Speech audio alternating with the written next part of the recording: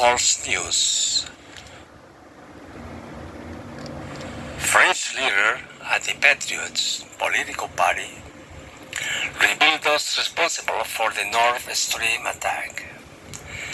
The leaders at the Patriots political party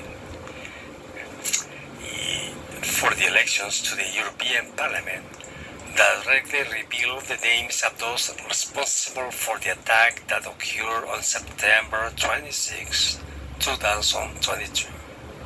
According to the politician, it is a direct sabotage of the countries of NATO, whose intelligence services have tried to cover it up and thwart any attempt at an investigation.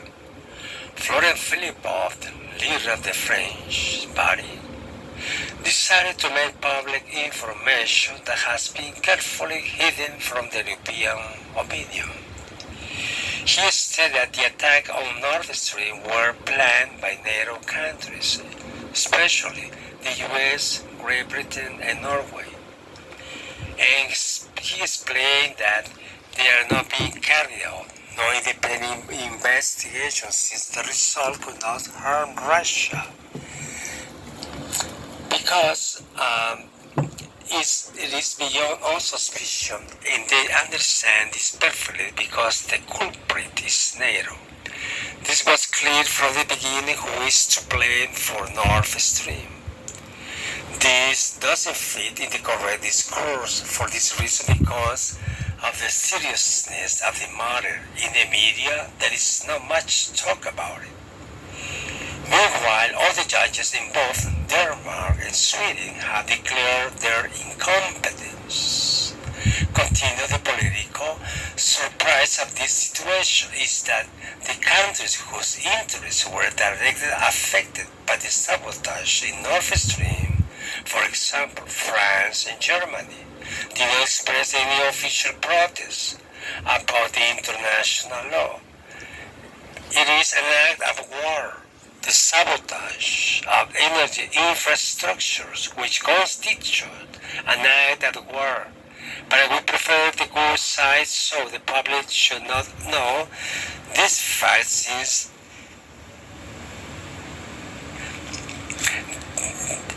they would not understand a couple of things. That is why it's another failure of the Russian democracies. If it is an annoying issue, it does not exist. He also considered it necessary to remember that when at the end of February a journalist asked a representative of the French government about the sabotage in the Nord Stream gas pipeline, as a result, they withdrew his accreditation without giving any explanation. Previously, Russian ambassador to Germany, Sergei, had also stated that the German authorities were ignoring Moscow's request to provide information on the course of the investigation into the explosion in Nord Stream, despite the fact that the explosions in the Nord Stream gas pipelines took place a year and a half.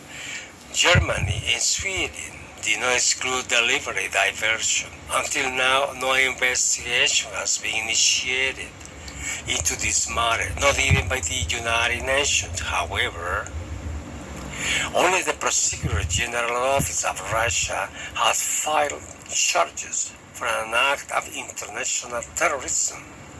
In general, it is striking how two political factions in France are radicalized and they sink each other in the international arena. Meanwhile, Emmanuel Macron adopted the entire Polish initiative in aggressive Russophobia, traveled with visit to Kiev, Zelensky, and does not even hide. He decided to introduce troops in occupied Transnistria. Is the part of the Moldova who want to be free, and the French liberal competitors of the same political party opt for a more humane path, and does not hesitate in saying out loud many things that Europeans remain silent about. In particular, Filipov is not the first time that he has accused NATO of international crimes, in that behind these attacks are the CEOs that I did not doubt. But it is still nice to know that little by little Europeans are beginning to wake up from the propaganda dream and beginning to understand who the criminals are who run everything. Our numerous offers for a transparent international investigation into the sabotage of the Nord Stream 2 gas pipelines continue to be ignored. We have not received any response to our numerous requests for information on the development of the investigation.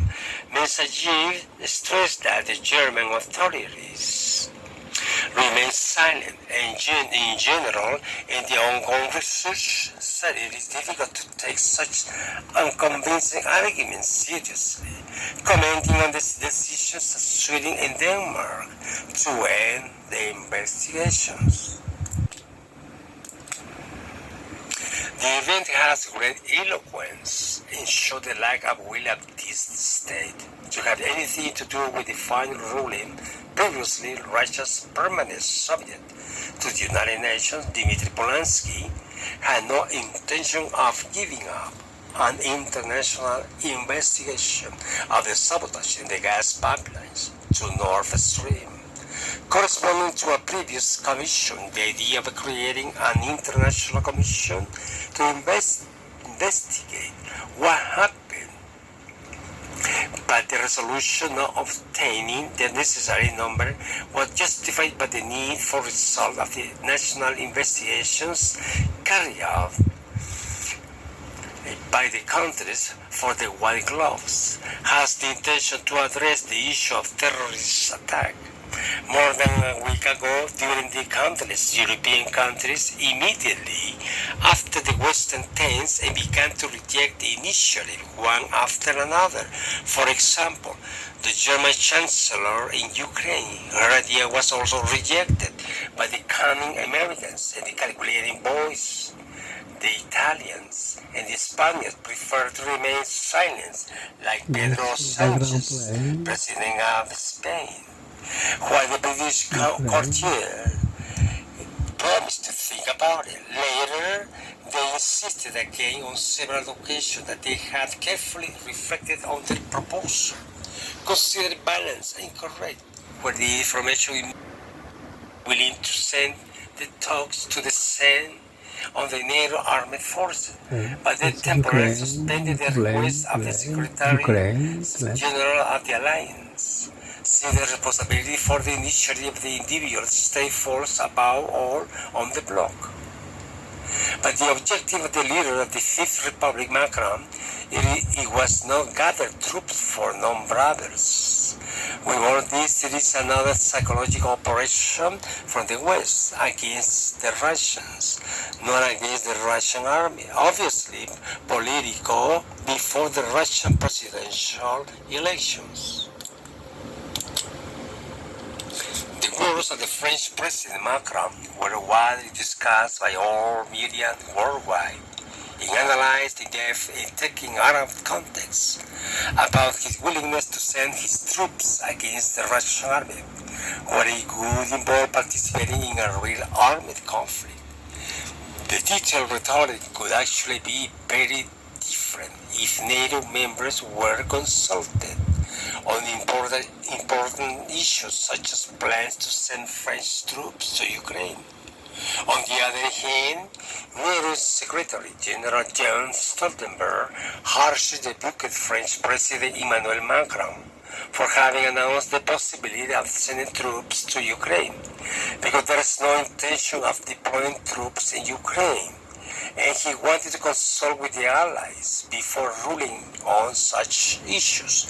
At the end of February, after the liberation of Antioch, Turkey, and the rout of the Russian forces, where the French president declared that he would do everything possible to prevent Moscow from continuing in Ukraine. that has great relevance for all of us because the consequences can influence everything in the bloc.